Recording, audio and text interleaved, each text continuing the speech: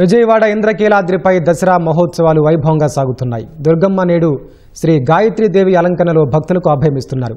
మరింత సమాచారం మా ప్రతినిధి శ్రీనివాస్ మోహన్ ఇంద్రకీలాద్రి నుంచి వివరిస్తారు.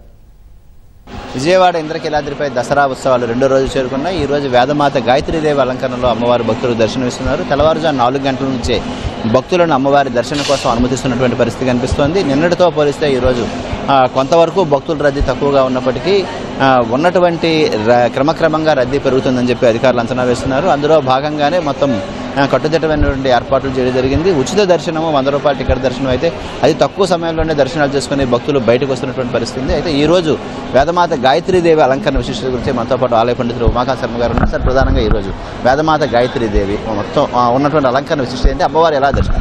శ్రీమాత్రే నమః. ముక్తా విద్రుమ హేమనీల ధవళ ఛాయైర్ముఖే స్త్రియక్షణై అని మనం ప్రార్థన చేసినట్లుగా అమ్మవారు ఒక విలక్షణమైన విశేషమైన రూపంలో మనం దర్శనం చేస్తూ ఉన్నాం.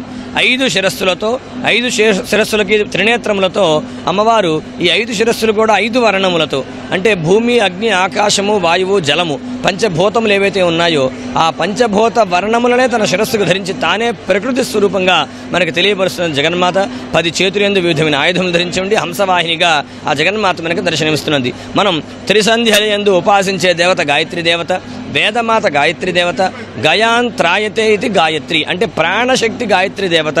కాబట్టి మన ప్రాణం నిలబడాలంటే ఆ ప్రాణశక్తి మనం పెంపొందించుకోవాలంటే గాయత్రి ఉపాసనతోనే మనకు సాధ్యం అవుతుంది. కాబట్టి ఆ గాయత్రి అమ్మవారి యొక్క ఉపాసన, దర్శనము, ధ్యానము, ప్రార్థన చేత, స్తోత్ర పారాయణ చేత ఆ ప్రాణశక్తి మనం పెంపొందించుకోగలుగుతాం. తద్వారా సంకల్పించిన అన్ని కార్యంలో విజయములు సాధించుకోగలుగుతాం. శ్రీమాత్రే నమః. ఇది ఈరోజు రెండో రోజు ఇంద్రకీలాద్రిపై అమ్మవారి తాలూకా గాయత్రీదేవి అలంకరణ విశిష్టత. విజయవాడ నుంచి కెమెరామెన్ ఎం శ్రీమన్నారాయణతో శ్రీనివాస్ మోహన్, ఈటీవీ న్యూస్.